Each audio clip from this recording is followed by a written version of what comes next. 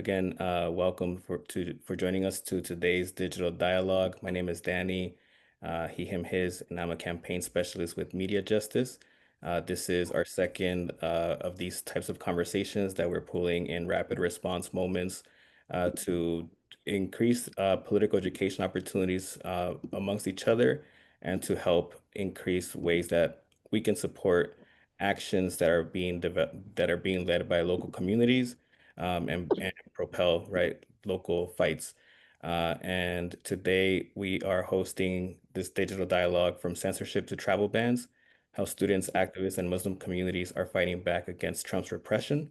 And we also know that there have been a lot of increased attacks of state violence in the last few days, in particular, what we've been seeing in Southern California, also across the country.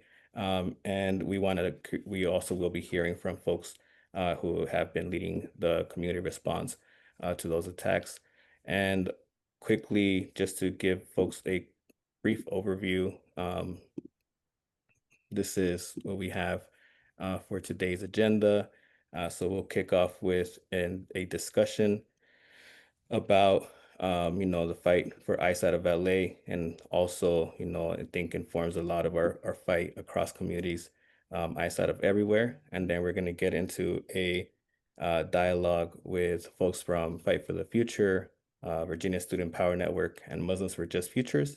And then we're going to end up the space with a short community care activity, because we know a lot of this information is impactful, is heavy, right? And while we are resilient and powerful people and communities, we still gotta, incorporate practices to look out for each other and make each other feel better, right? In tough times like these.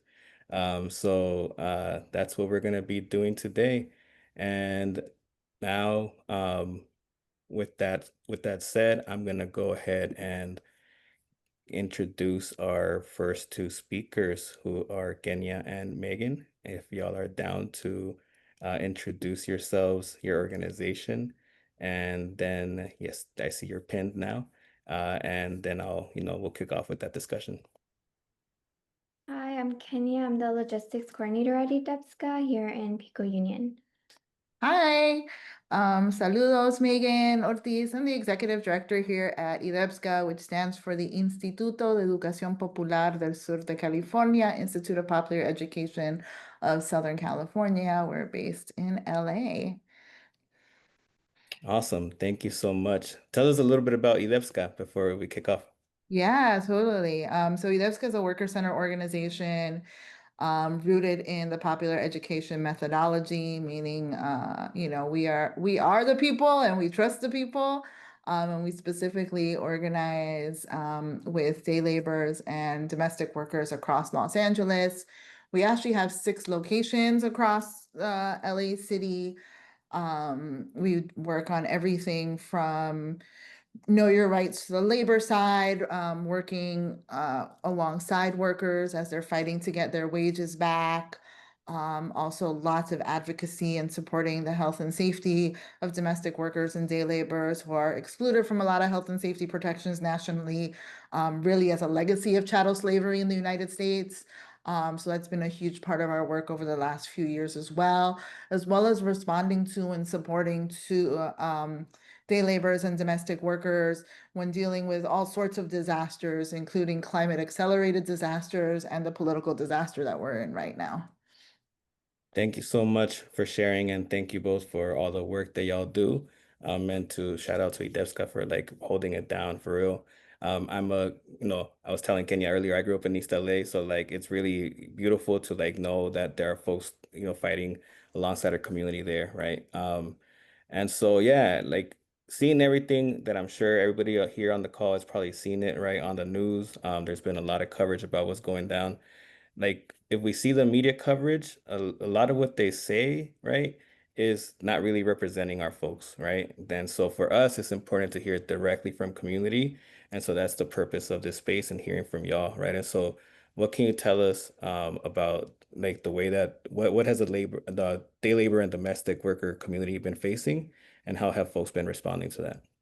Yeah, I mean, I think it's what everyone's been facing. It's what all immigrant workers have been facing, and that's really been um, the what's the word I'm looking for? And I apologize. It's been like 2 weeks of really hard days, long ass days, nonstop days. So sometimes my words are starting to fail me.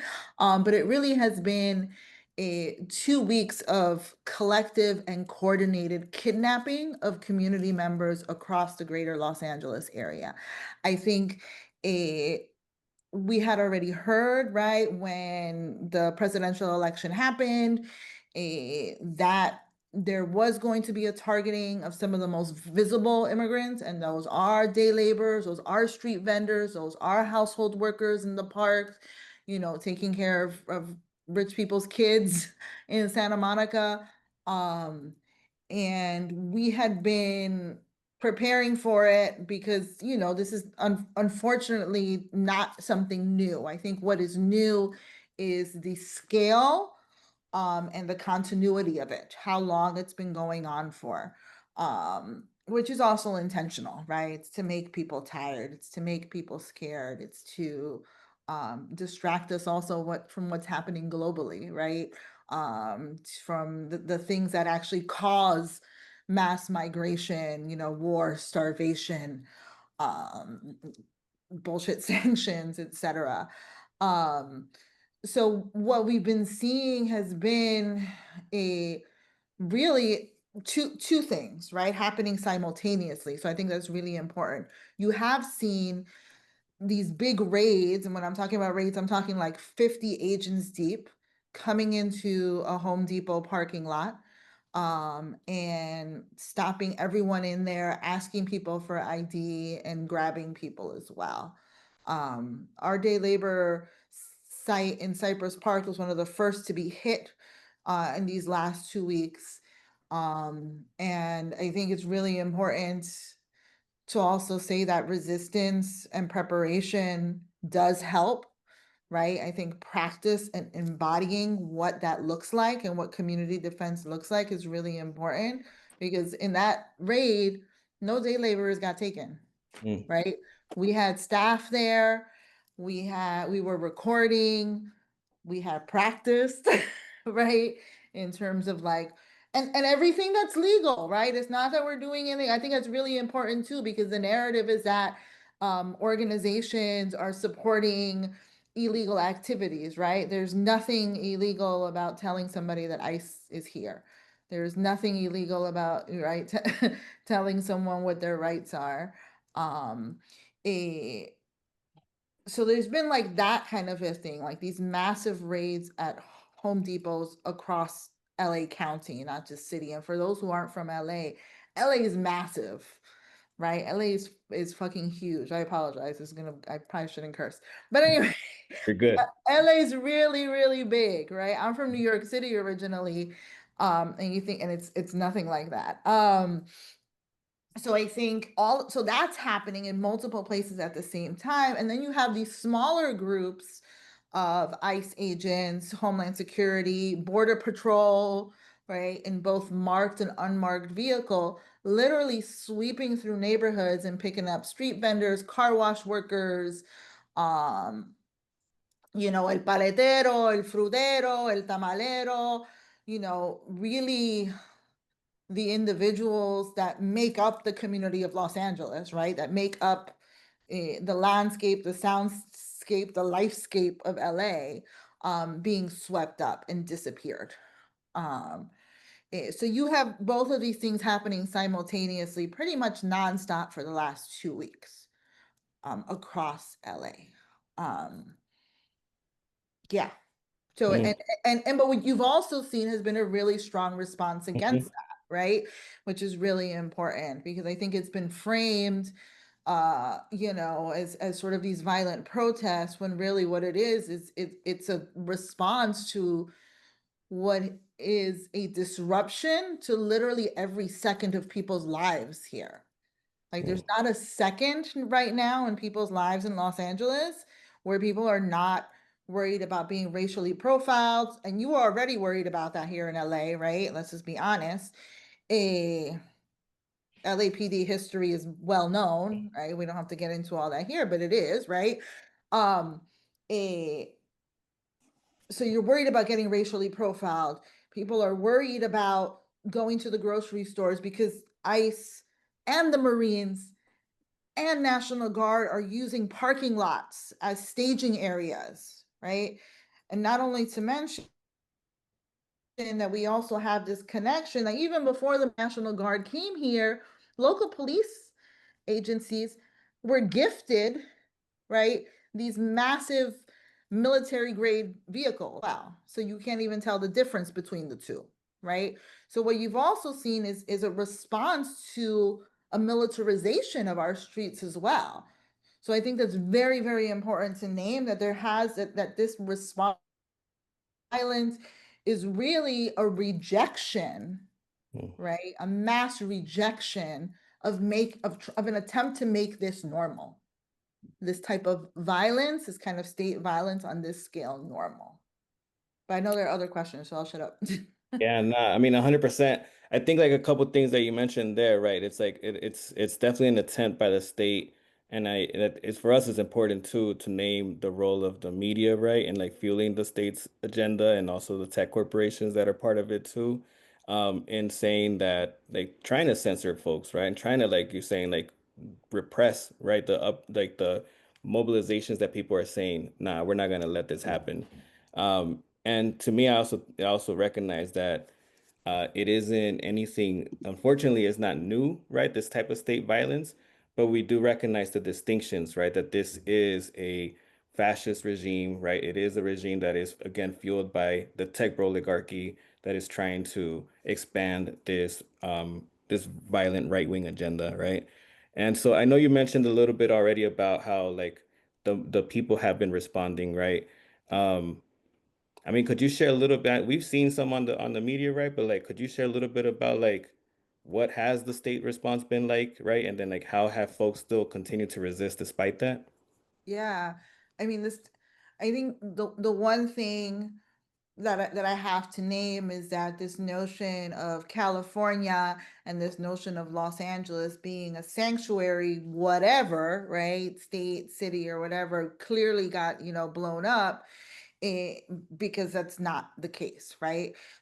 It's very clear we have seen LAPD collude, whether it's in terms of creating a perimeter around where some of these mass raids are happening, whether it's arresting people who are protesting, who are documenting clearly what's happening, which is all something that everyone has the right to do.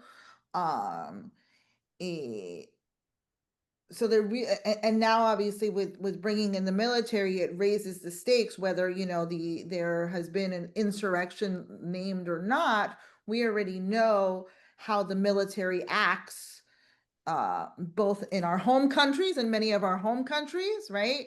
Eh, and so they are also acting like that here in Los Angeles and across different parts of the country.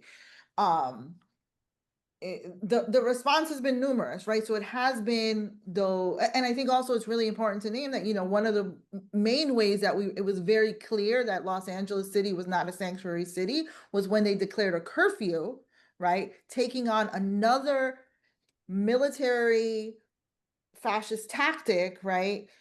To quell, right, protesters when really, all they were doing was really just giving more fodder to this sort of narrative.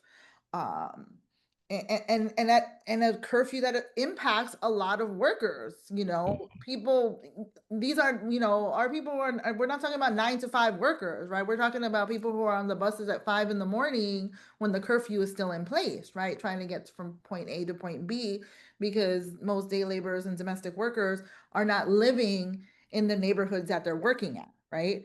And it's not like, a quick commute. Mhm, um mhm, so I think the ways people have been responding, yes, has been through protest, yes, has been through anger, yes, has been through a reclaiming of a lot of streets, right, to show that no, actually, there's a history here of resistance. But then I also think the mutual aid and solidarity that has been happening is really important to name too. The sort of growth of a lot of spontaneous um, rapid response networks to verify things that are happening, to support members when things are happening. It's very similar in some weird warped way, you know, to the height of the COVID pandemic, when people were sort of coming together to provide support to those who cannot and will not be supported by state systems. You know, now it's about food delivery too, because people are so scared to get, you know, their basic needs taken care of and go to the supermarkets. So that's happening. You know, delivery of hygiene products, a more like know your rights information, the constant creation of material and recreation and sharing of that as people observe different tactics changing as well. So there's also a lot of beautiful resistance happening on mass, but also on micro scales. That's beautiful to hear. Thank And you. and I think like it's an example also like, the way that y'all have been able to use social media platforms for good too, right? And for the and Thank for you. Yeah. the work of our people, and then also Repression. continue to get the information out. And a couple more questions. Are you still able to hear me? Yeah, now I am. Sorry. All right, We cool. Nah, no worries. Just making sure. Um, so yeah, real quick, so like when immigration, which I think like even like that framework, is not correct, right? Because our people just migrate, people just move, right? And so, with like when quote unquote immigration gets discussed by politicians and the media, they always talk about things like the way they frame it is like national security, is like economy, things like that, right? Jobs. But we know really that the system is a violent, racist system that criminalizes people, forcibly displaces them, like and you mentioned, from like our homelands, but also like here, right? And like this cyclical system of violence. And I think like seeing the work that y'all have been doing and supporting community members there, I thought it was like really important to mention the way that it's also indigenous resistance that's happening. And so can you share about Lucha Zapoteca and the way that that's centered in your fight? Yeah, so Lucha Zapoteca was started actually by a staffer of ours. Um, she leads our domestic worker organizing program, our household worker organizing program, and it really was in response to and in recognition of the very specific ways that Indigenous workers are being targeted in a lot of these mass raids, really specifically in the Ambiance warehouse raid that happened 2 Fridays ago, where you had, I think, over 30 workers um, eh, kidnapped in that raid, workers who had worked there for some for almost 2 decades, right? And the great majority of them all came from the same Zapotec community in Veracruz. And so all of these families got together from all over, really to organize their efforts to try and free their kidnapped sons, brothers, uncles, etc. As a response, and really also to bring that indigenous lens, because we can't forget, um, as you were saying, Danny, right? It's like you said, this notion of immigration is is kind of false in the sense that it doesn't take into account like why people move. Thinking about the impact on the climate being a huge factor, thinking about the years and years of a what do you call those the sort of financial policies that have forced governments in the global south to make really specific political and economic decisions that impact indigenous communities, thinking about the changes in technology and the changes in energy use and these projects that have forced indigenous communities off of their homelands, right, to different parts of the world. So I think in Lucha Zapoteca is really about lifting that up and really naming this as like specific indigenous resistance as well. And it's 14 families from the Ambiance warehouse who were kidnapped, who are really integrating their fight for economic justice, for indigenous justice, and migrant justice all together, and really naming that. So, right now, one of those workers unfortunately was deported. 13 are being held in Adelanto right now, a notorious ICE prison. And so right now the focus is getting, fortunately, like the good news, if there is any good news, is a lot of them were disappeared for a while. All of the workers at least have been identified and spoken to, and they all have attorneys. And so now the fight is really, then the push is what it's always been, is to free them all, and let everyone go back to their families and their communities. So yeah, so you, and there's an Instagram there. Thank you for sharing it. Updates are happening there, and I know there's a GoFundMe that's going around as well to support for, because pro bono lawyers are like, they're done, they're tapped out right now. And so, there's also the legal fees are expensive, as well as supporting the families who have lost, a lot of the breadwinners in their families to be able to support them and their kids. So yeah. 100%. I know. Yeah, that's um this is the messed up system and violent system that we live in, right? And that our people have to deal with. And so definitely heard there are a couple of ways to support directly through the GoFundMe, direct support with folks that, for their legal representation and other. I know there's also commissary costs. I know hearing, as you mentioned, right, indigenous communities, often there are language barriers too, right, that come up. And so like there are different things that are exacerbated, right? And the state, of course, knows how to weaponize different types of violence to harm our folks. So please follow Lucha Zapoteca. Please follow IDEPSCA. Anything else real quick for calls to action? Yeah, I mean, if y'all, I know we have people all over, including from my hometown of Queens. So shout out, born and raised in Queens.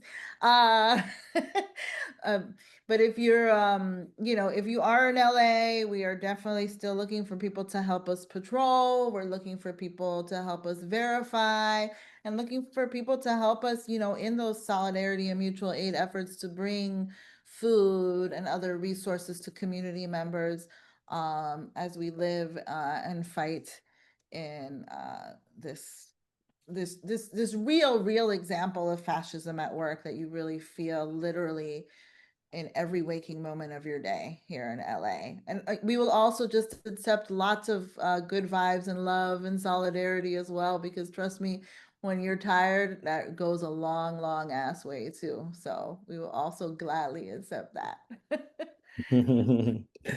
We got you. And thank you so much for dropping these links in the chat. We will also compile these and we'll be sharing a resource guide with people here and everybody who RSVP'd, so that way they have the concrete ways to support y'all and others here today.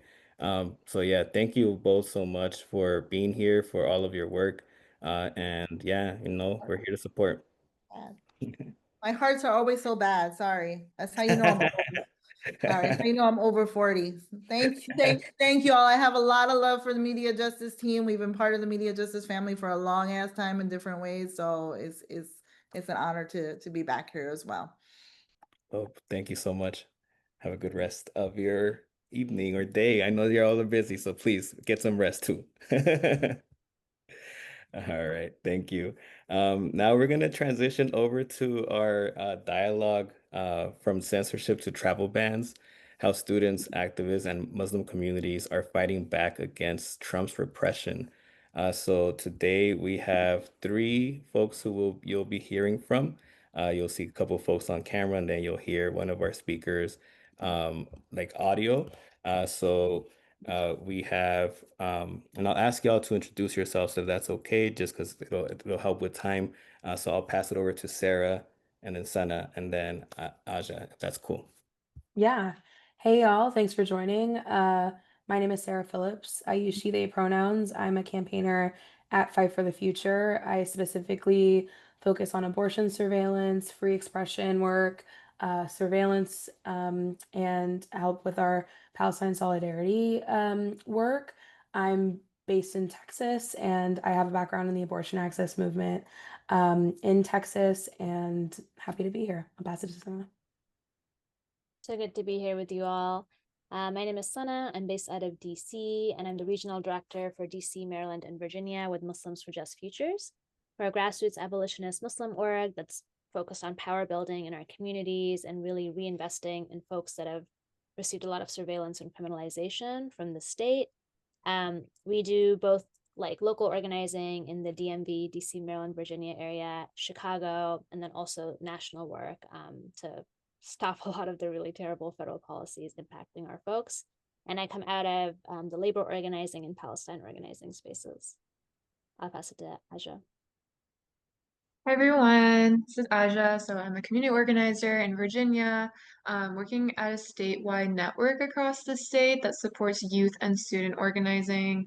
So a lot of the work here it involves like, just student movement and the student kind of political space and civic engagement space. Our work is kind of spans across like multi issues, so ranging from civic engagement to housing issues in Virginia, and just overall envisioning a better educational future for students across Virginia. And I'll pass it back to Danny to begin.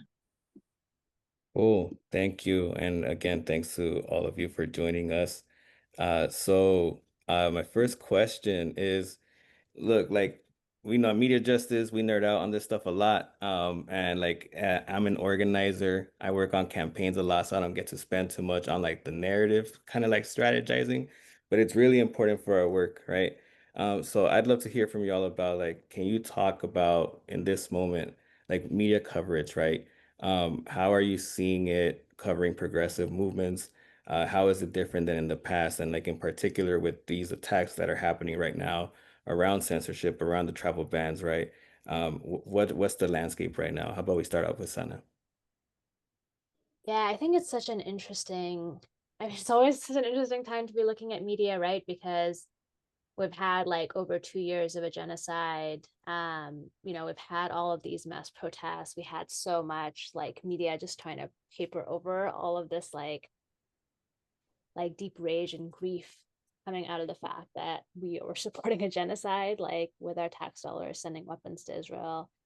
And so it's been so interesting, I think, that despite like all the attempts to really minimize our movements, like minimize like the mass dissent against all of this, how the media has had to shift, right? Like even just like,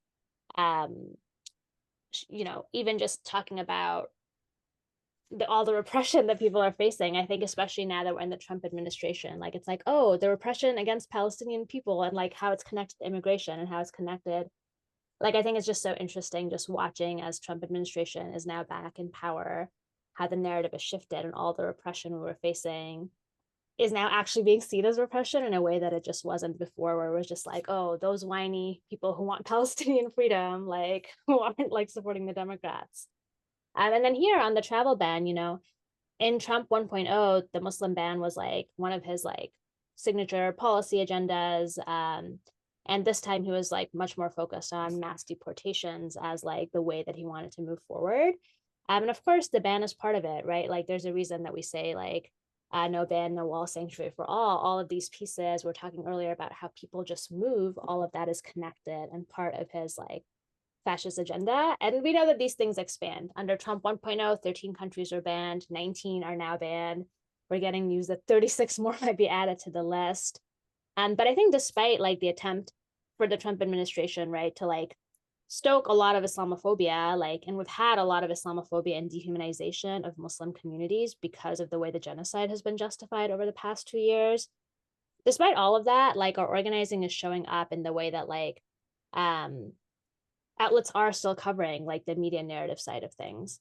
A brief example before I get to the ones over here, like, even after the like really horrific DC shooting that happened, I think it was like an easy moment to cover over all the political context and like paint the shooting as like anti-Semitism without complicating it. I think there was like a lot of potential to smear a movement.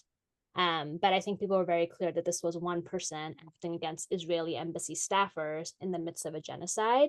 Like there wasn't any way that that could be papered over. We had been so clear about what has been happening to the Palestinian people, like that the complicity is on Israel as a state committing genocide, that media outlets that I think like 2 years ago would have like completely misrepresented the facts and painted a whole movement as something it's not, we're not able to. Similarly, I think like there's a lot, Trump is like trying to build a lot of consent, like, and use this Islamophobia to be like, yeah, I can pass a travel ban where 19 countries, 10 of them are Muslim majority, 7 of them are African countries. Um, and I can like give justifications about visa overstay rates, like try to give justifications for this ban. But still, the stories that we've seen actually are like reflecting how our movements have fractured this consensus around Muslims as a national security threat, immigrants as a national security threat. So these are just some of the headlines, you know, everything from like people being separated from their weddings, like life-saving treatment being denied, which are actually, you know, these are the impacts and these are the stories, and this is what's going to happen with the ban. And so often it's not reported that way. But I think it is a testament to our organizing and the work that we've been doing to say that actually you can't, there is no good immigrant, bad immigrant. There's no people that can or be okay to be banned versus not, that this is not acceptable. And I think both because of our organizing and now in this terrain that we're in, where Trump is like full-blown fascism, the media is like far more likely to actually take up the narrative organizing we've been doing, and present people's real stories in a way that I think would have been harder to see a few years ago. Yeah, I can kind of jump off what someone's talking about here. And I think from my perspective, I work with a lot of people who, you know, want to do digital organizing, want people to, you know, take political action or trying to use social media and other tools to actually make that happen. And as someone was talking about, like, the last few years, there's been a lot of dissatisfaction, distrust in corporate media that has manufactured consent for the genocide in Palestine. And I think that context is creating this situation where, you know, like people's memories, like they act like our memories are short, but actually, like if we're doing the work to actually talk about why the media covers something a certain way and we're doing that political education like media justice does in many ways, like people's memories can be long. And I think about the New York Times a lot, how I will scroll through like replies on the New York Times coverage of things now. And a lot of it is like, we remember what you said, right? We remember how you've covered this. We remember how you've manufactured consent for genocide, for harm against trans kids, for, you know, violence against immigrants. And I think about the Atlantic, like all these things, this context that's built up, cable news, etc. Like that distrust has built up its idea that we need to kind of like do our political education, inform our communities. We need to think differently about how the media creates consent for criminalization of people the world over, from a US lens. So I think that I talk to a lot of young people every day who are like, no, we want to go directly to our communities.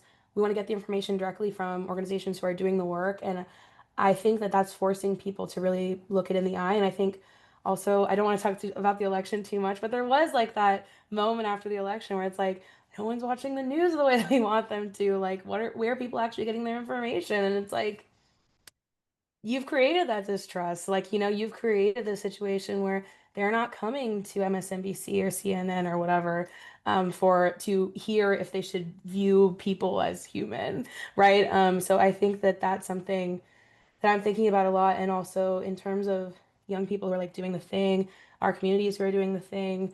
I think that we have a lot of opportunity here to like be talking directly to our communities and like stepping into that space. And I'm seeing us do that. Um, and it's honestly great to see. I think that like both of us actually have a pretty positive take here, even though like, you know, media at large has criminalized immigrants and, you know, been Islamophobic to our communities. But I think after a long time in this, it's like it's good for us to see how people are taking it into their own hands. Yeah, I think both what you're saying, Sarah and Sana, there's a lot of really great analysis here. I think for me, just a lot of what we're speaking about right now feels, like obviously very connected. Like the conversation around what's happening in LA obviously is connected to everything that is happening abroad. I think with the coverage over the Muslim ban specifically, um, a lot of the root, like, a lot of the root, like, perceptions I think people have had, Americans have had around the Muslim ban, like, and the reason why it's kind of seen as normal now to just implement a second Muslim ban. Like I saw someone say this that like in the last Muslim ban in 2016, people were at the airports to protest it like hours after it was implemented, and like this time we didn't see the same type of like dissent kind of like around the Muslim ban. And there's a lot there that could be said about that, like about like just how people are more scared to protest in certain places now, especially if they are of a certain background. But also I think that the media has manufactured consent, like you're saying, Sarah, over Islamophobia narratives for over 20 years now. And if we go back to like the early 2000s and like the post 9/11 moment and how the media started to manufacture sort of consent for, a lot of like intervention to take place across the Middle East around painting narratives as of Black and brown people as being violent people, and like black and brown women specifically as being women that need to be like saved by the US, etc. I think a lot of these narratives have been brewing for a long time, and have kind of made it so that a Muslim ban 2.0 is something that Americans can kind of accept in a way that might not have been accepted years ago. That's some analysis for sure. Because I definitely hear like the power of the movement, right? And like getting the right stories out there, and also the opportunities that there are right now, like folks said, confronting a fascist regime, right? And like saying like we can't like there are opportunities to get the right message there. And then also what you were just saying, Aja, about like the narratives that U.S. American exceptionalism has been pushing to then try to justify these types of violent policies, right? And a lot of it then comes back to control, right? Like what has been effective and what y'all are sharing, like when we are informing our own people directly, right? When we know what's going on and we get that information for our folks, like having the control of information flow. Yeah, thank you for sharing that. So, um, my next question is, like narrative, like media has been one side of resistance, right? Like the narrative fight is one. But we've also seen like different sides of resistance. So from like worker fights, student fights. Can y'all highlight a fight that has momentum right now in 2025? And like particularly with these difficult conditions, I think it is really helpful to like still remember that we are still having a lot of impact, right? So yeah, Sarah, you want to kick us off? Yeah. So I know our movement, specifically No Tech for Apartheid here. I think one of the key things that has come out of the No Tech for Apartheid movement has been about how worker power, worker organizing, actually organizing workers against the harms that their companies are causing, from Amazon to Google to Microsoft, et cetera, is like a key part of this. I worked pretty closely with folks at Microsoft, and it's come to light, right, in the last year, just how deeply this company is embedded in the AI, cloud, et cetera, tool that the IDF uses against Palestinians every day, as they've, killed people in Gaza and across Palestine.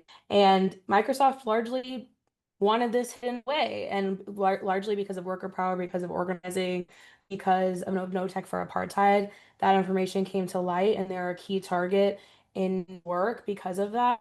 And, that dynamic of workers fighting back against what these companies are doing is important. Like I think about Amazon a lot, data centers, et cetera, where folks in these communities are saying these data centers are sucking up our energy, they're sucking up our water, they're hurting our climate. All these things are connected, right? Like those, um, data centers, Amazon, Google, Microsoft, all these things are working in tandem without any accountability to harm people, from deliberately engaging in genocide to you know, draining our climate of resources, and also keeping these towns really beholden to these companies because of jobs. And so we're seeing a lot of power from workers themselves, from warehouse to tech workers, around fighting back against these companies, organizing themselves both for labor, for wages, for benefits, et cetera, but also for taking responsibility and like what their company is doing. And that I think has a lot of momentum. It's really important here because these companies are deeply, deeply, deeply embedded in this. And that needs to, one, come to light, but two, we need to be like coordinating with workers in this movement and tying those labor demands, climate demands, demands around Palestine, around military contracts, et cetera, together in order to like really have power in our demands and what we're doing around these companies.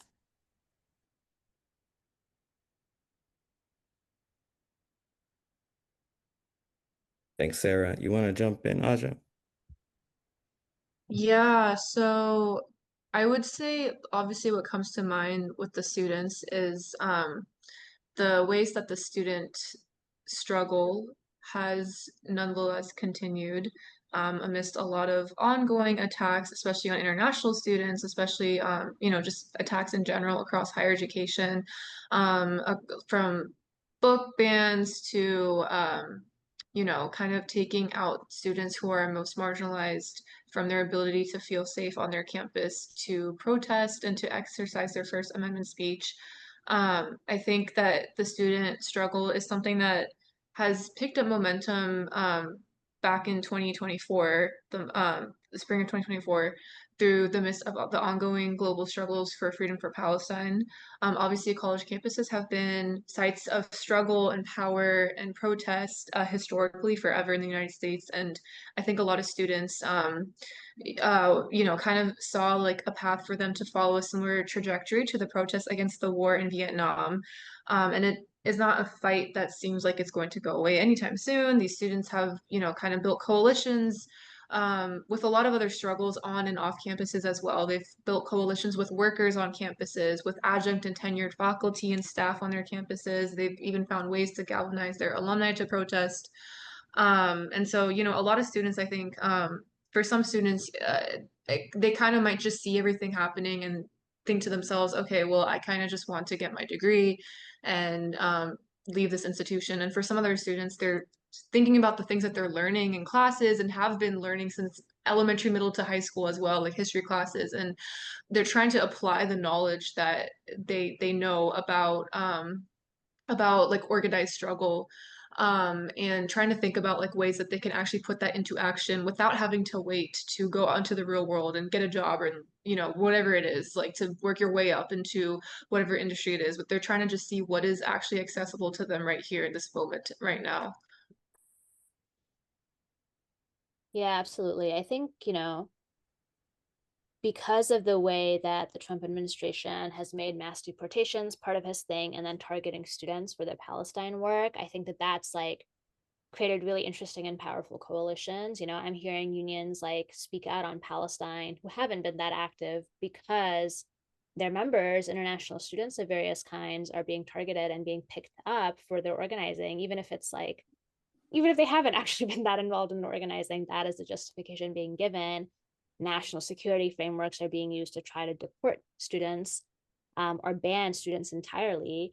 And we're winning, right? Like people are coming back, like are being released from detention. Rumesa, Dr. Badr Suri Khan, Kilmara Abrego Garcia, like I think these are like really interesting and powerful fights because the Trump administration is targeting such a wide swath of people. It means we're constantly on the defensive, but it also means that new people are being forced to take a stand on issues they weren't paying attention to. Trump is in some ways forcing these interconnections. And I think there's like these interesting break open moments where, like, with the case of Kilmar Abrego Garcia, I'm like, oh, this is a case where the way that he's a union member, the way people are standing up, the way that it's so egregious what's happening, abolish ICE, right? That many of us have been arguing for and like talking about because we know that ICE doesn't need to exist. It came out of the war on terror. It's an agency that's like only from 2003. We don't need it, but like we really don't need it.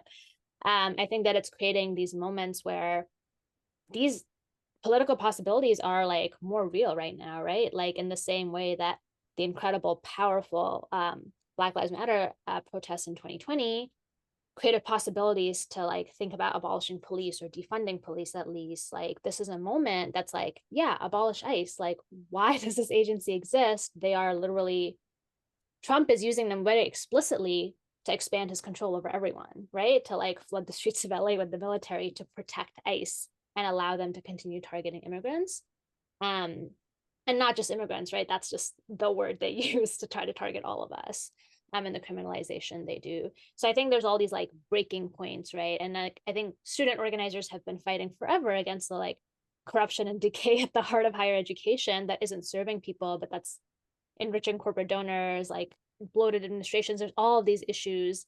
And those are all coming to the fore, like the sheer corruption and greed of these institutions. Like, I remember when I was talking about like how Columbia was being targeted and their accreditation was being removed, like I was kind of cracking up a little bit because I'm like, wow, you're a terrible racist institution that's literally been giving your students over to ICE and DHS, and you consider yourself a bastion of higher education. Like, Trump is attacking you, so normally I'd be on your side, but I'm like, it's almost, I think it's stripping through a lot of like the ways that these institutions sustain themselves and allow their corruption to continue. And we have all of these openings to organize, and we're taking them. Like, I really do think we're taking them despite how much we're having to hold as, organizers. I think there's a lot of power being built and a lot of stuff being remade in this moment.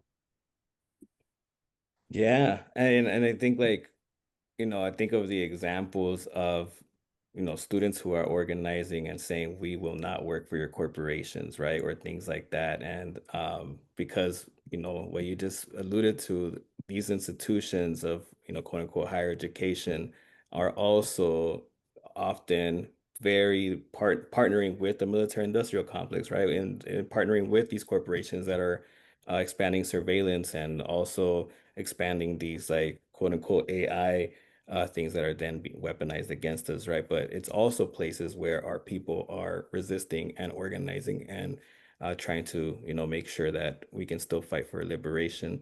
And y'all shared a little bit about this, right? About the examples of the state attacks against students and other types of repression. But yeah, if y'all could, if there's more that you would want to share about what has repression been looking like by the state right now, right? We definitely have a lot of progress in the media and a lot of opportunities, right? But what's happening is very real. We heard about what's going on in LA, right? So we know it's happening across the country. What can y'all share about what the state is trying to do right now?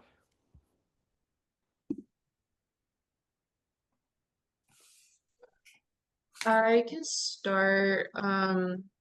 So just to begin, I think repression had kind of started, years ago. Like I think, this is definitely not something like as um we were this being discussed earlier with the conversation around what's happening in LA. None of this is new. It's just the scale, the acceleration, and the overwhelmingness of it, I would say, with the students. And so I think repression used to kind of look like academic probation, mainly when it came to protesting for the ongoing global struggle for freedom in Palestine. It looked like, expelling and suspending students for exercising their First Amendment rights in some cases. It was still surprising, but I think in 2025, we've seen this moved into more legal battles. And so in the case of Mahmoud Khalil, for example, a lot of the other students like Ramesa, like Dr. Badad, like from Georgetown, have been thankfully released after being detained for months. Mahmoud Khalil is like one of the first, students who kind of whose case kind of made like big news because it seemed like it was going to set a precedent for a lot of future students and a lot of future institutional proceedings across the US. So one of the students who was obviously on a legal green card in the United States, who's been detained for the past 3 months now, and the government is using what his legal team has referred to as transparent delay tactics to continue detaining Khalil. So just even 1 to 2 weeks ago, a judge had ruled that Khalil could no longer be held based on Secretary of State Marco Rubio's claims that his continued presence in the United States was threatening, foreign policy interests. And Mahmoud still hasn't been able to be released despite the judge ruling for him to be able to release closer to his family, and has been forced to miss key milestones in his life, such as his graduation and the birth of his firstborn child. So essentially this threat, like Sana was kind of describing earlier, the threat of families being pulled apart from their loved ones in this country is definitely threatening people's ability and just feelings around legal protest, because at this point, you know, we're seeing that it's not really even about whether or not your immigration status is legal. It is, yeah, we've kind of pushed beyond those boundaries by now. Yeah, absolutely. Yeah, I think this administration, of course, is like trying to attack movements on multiple fronts. Some of the stuff that we've been following, and again, we know that none of these things like have started with Trump. It's just escalated in particular ways. So we spent a lot of last year in our national work looking at like these different nonprofit killer bills. And again, as with a lot of these repressive instruments, they start targeting specific communities, right? And a lot of times the words around terrorism and accusing people of terrorism are focused on Palestinian and Muslim communities, but of course they target everyone. And so there had been multiple instances where we had been organizing against a nonprofit killer bill last year, basically a bill that would allow the government to strip nonprofits of their status and like destroy organizations by accusing them of supporting terrorism. And, you know, they have a wide latitude on how they're defining some of this. So those bills came a few times, like right now, and we'll talk more about it as we get deeper, but like we're seeing that come up again in this budget bill to try to have pieces that will strip nonprofit status from folks.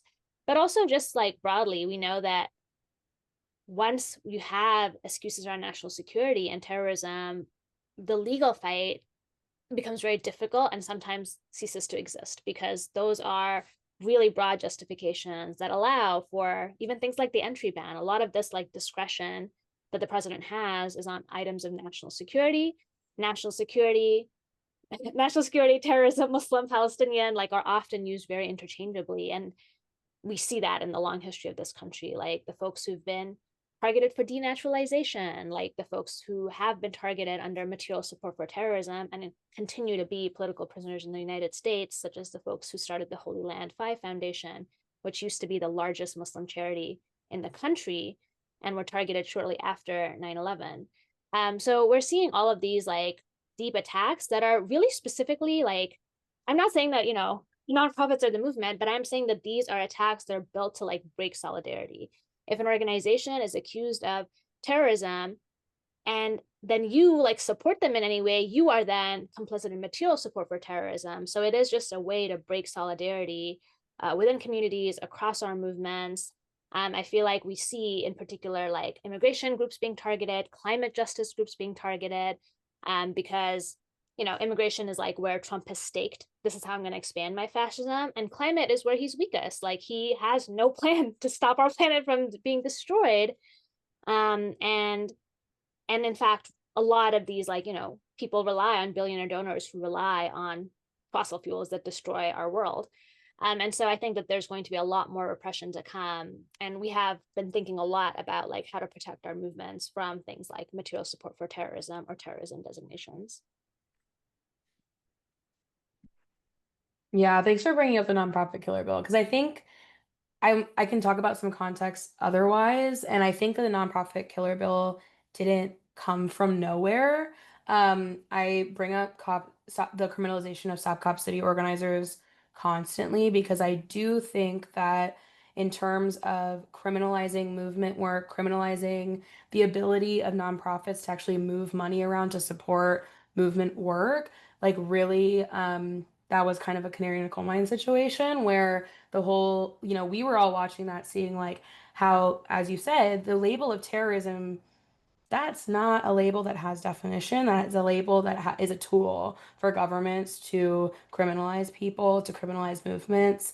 And that label was levied at Stop Cop City organizers. And, you know, for folks who haven't followed, a lot of them were indicted under RICO charges, racketeering charges for things that most of us would consider mutual aid work that we probably do in our communities around making posters and giving each other supplies and bringing water to protests. Like that's stuff that we do because we show up for people in our community and we support movement work. So there's that kind of fear around other people in the movement, you know, experiencing something like that, and then also seeing how the state of Georgia was able to weaponize, the entire criminal legal system against a bunch of organizers, and the nonprofit that supported them.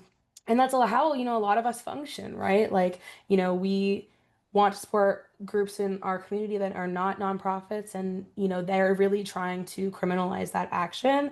And other ways that I see this happening around particularly movement suppression of funding is, of course, the nonprofit killer bill, but then also we've seen bills in my state, for example, in Texas, that haven't gone anywhere yet, but are clearly model legislation to try to indict abortion funds, for example, under RICO, to try to hold internet service providers liable for hosting abortion fund websites, to try to set, or other bills that try to pressure social media companies to censor that information. And, abortion funds, bail funds, are rocks of our communities. They really do exhibit how we can get people care that they need, or get people out of prison, out of cages. And they have a long history in our movement work. And we're seeing how they're kind of laying the foundation with the nonprofit killer bill, with Stop Cop City, with these bills to try to criminalize the ways that our organizations actually function, in order to suppress our work. And I think we kind of have to bring all of those into gear together. Like we really need to think of that as all one ecosystem of criminalizing movement work.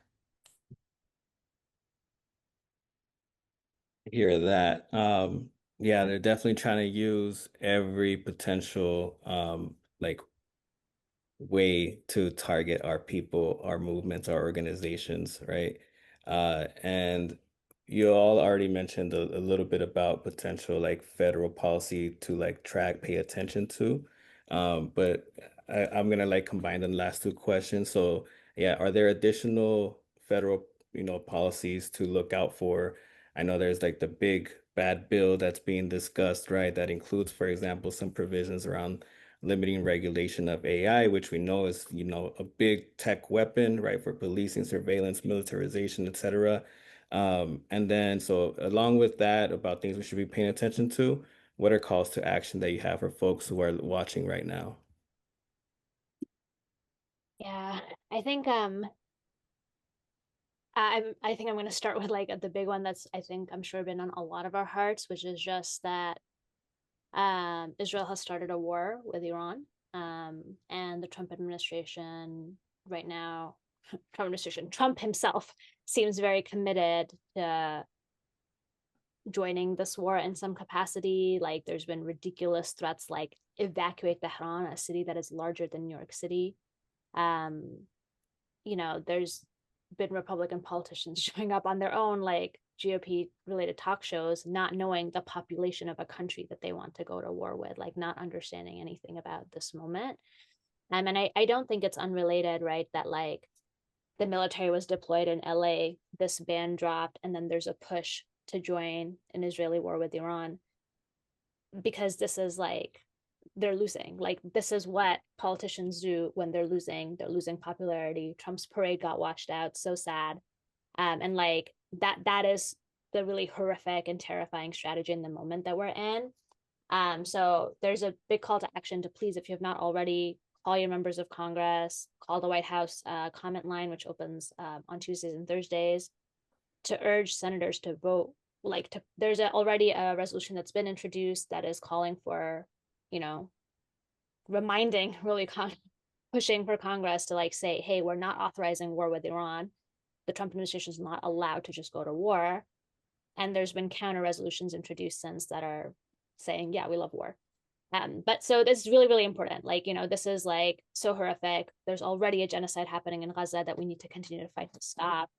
And Israel has already killed hundreds of people in Iran. And a war would be so obviously so catastrophic. So I think that that's like a big one that's on my heart as like a federal thing that is moving and that is urgent and that like really people should take action on immediately. And I can put some stuff in the chat from the call to action. Another thing that's like in that big bad bill is just like we're seeing there's some very, there's a lot of hidden provisions because they're trying to push things through, but there is a provision that would like stop courts from being able to like enforce national injunctions. That is a technical term, but it basically just means that every time lower courts outside of the Supreme Court block a horrific Trump policy from going into effect, that is a national injunction. And if courts are not allowed to spend any of their funding to enforce that injunction, that effectively means that unless the Supreme Court blocks everything, there's nothing that the other courts would be able to do to stop Trump's agenda in a legal way. So I think those are like two things that are big. We're also continuing to organize against the ban, especially now that we're hearing that like we always knew that he might expand the ban. The initial like reports that we heard were 43 countries. But we're hearing that additional 30 countries might be added much sooner than we thought. So yeah, this is our page responding to the ban. We have an organizing toolkit. We encourage you to take a look at that and think about ways to like bring that to your community. We have information like FAQs on Know Your Rights, and we'll have that in multiple languages. And there's also a solidarity statement you can sign. So I know that that's like a lot of stuff, but that's unfortunately because that is part of their strategy to like overwhelm, destroy a lot of people's lives. And spaces like this are really helpful and important for us to like be grounded in all those things that are happening and even take the small pieces of action that we can to make our voice heard and like not allow this consent to be manufactured to harm all of our communities. Yeah, just to continue the conversation on the bill, obviously there's any number of horrible things, in this bill, from defunding things that all of us need to, a lot of the stuff Sana just talked about. The one that I'll bring up is that part of this conversation is a 10-year ban on AI regulation, which, as someone who works around tech and surveillance, is utterly ridiculous. We're already decades behind regulation and legislation around tech, around AI, around surveillance, around data collection, around data privacy. And this, I think, is very much circumstance of, again, something that media justice talks about all the time, the tech oligarchy that has, reaped so much benefit from the Republican Party being in power and specifically Trump's ties to them. And so I just wanted to flag that the ACLU has an action to call to write to your Congress members. And honestly, around tech, I really do want people to like actually go and take action because there's something Congress thinks about more than getting reelected, and there are a lot of people really fired up about AI and their encroachment in our lives. And so I want to take everyone to take seriously, like really going and taking action on these things. A couple other things that I'll shout out is that Fight has an action page around big tech and genocide called Big Tech Fuels Genocide. Um, .com, and really goes into detail how these big tech companies are embedded in the surveillance structures in Palestine, and also how they contributed to the genocide directly. And there's ways to take action on that page. The other big thing I want to talk about, just shout out also, is taking action against mask bans in your locality, in your state, across the country. We have an action page called stopmaskbans.com. Mask bans are very much tied to criminalizing protests, criminalizing the protests in LA, criminalizing Palestine solidarity protests in general, and also just completely fucking over our disabled comrades who, need to mask. And all of those things are true. And we've seen how mask bans are very much implemented against protesters to criminalize. And we've also seen in the last week or so people getting arrested for masking at protests under these ordinances. So we have an action page. You can see in your state where these mask bans have been introduced, where that legislation is at, and how to take action as well. Thank you both for bringing those important calls to actions to light.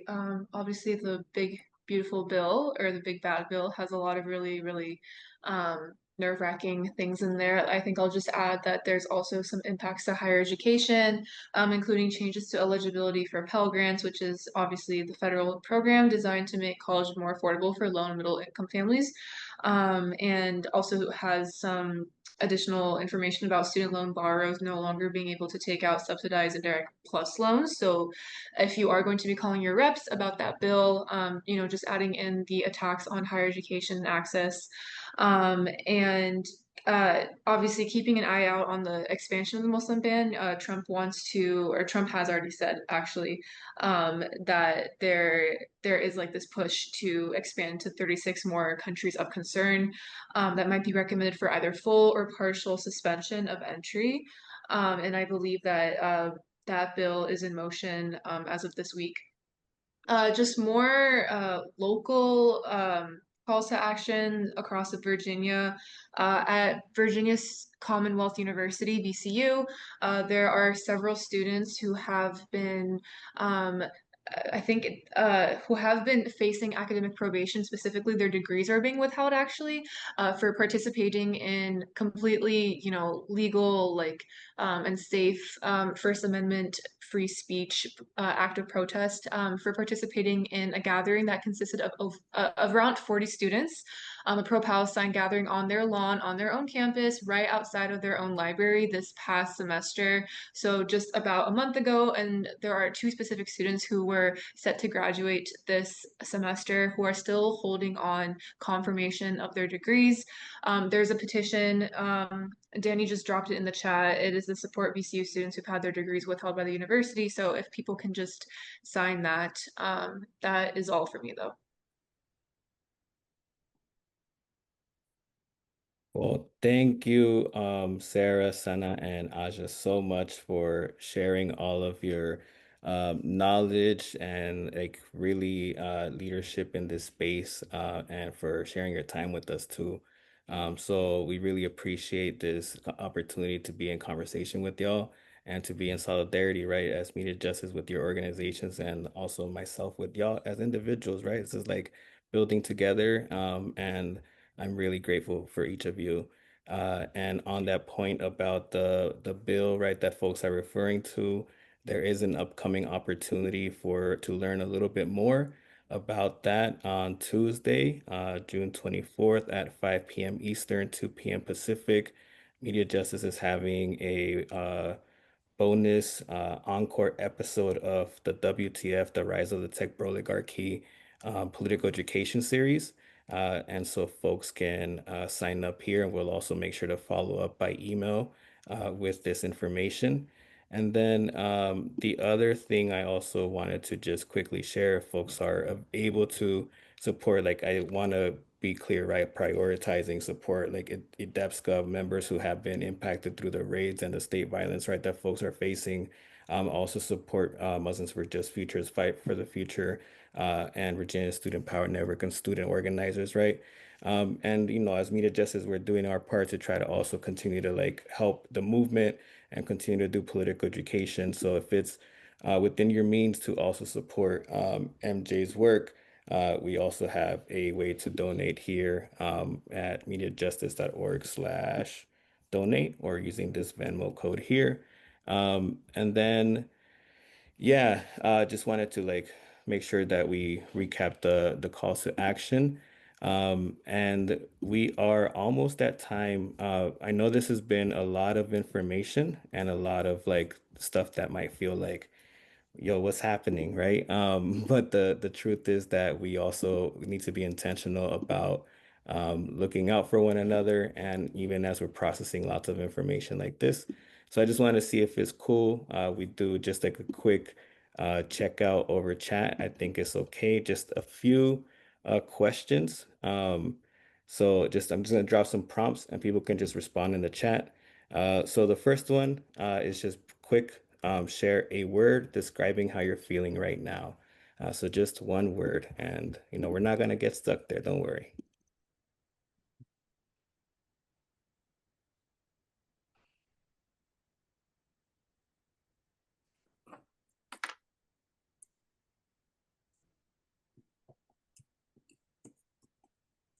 I'm seeing Oof, tense, angry, inspired, solidarity, grateful, interconnected, pissed for sure. All right, as folks keep populating community, I'm going to drop the second prompt, which is, I want to, again, we appreciate so much for the folks who shared, but and also share appreciation for each other. So if folks are down, share an offering of care or affirmation for each other and the community. So it can just be like a brief message. If there's an activity that you like to do to help you decompress, right? And express if you want to drop an emoji to show care, please do that. Let's do that for, a little bit.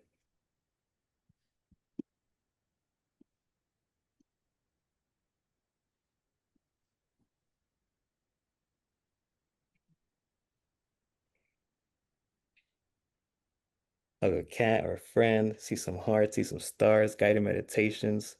Self hugs are a pro tip. I dig that. Onwards. Yep. All right. And then one more. Thank you so much for adding everyone. One more. Uh, Moments of beauty and gratitude on your phone. Nice. Um, and then we've done one of these digital dialogues a few months ago, and we started a playlist together with folks who joined and like added to that. So if y'all are down, please share a song and artist that gets you hype to build our fight. And I can add those to that playlist, and then we'll share those as well, so y'all can access that later. And again, we know this is a lot of political education. It's important that we know this information, and it's heavy, but we can also, of course, take care of each other and come up with some cool stuff together, right? And as folks do that, I will say again, thank you so much for joining us. If you have any questions about today's information, y'all can reach out to me. I'll make sure to like send an email to everyone who is here and who RSVP'd with the resources that were shared. And we'll also be putting the recording up on YouTube. And if folks want to get in touch with speakers or anything like that, also let us know, right? But um, yeah, I think we're all set for today. So thank you all very, very much. Have a great rest of your evening, afternoon, wherever you are. Thanks, y'all. Have a Thank good you night. guys. I appreciate you all.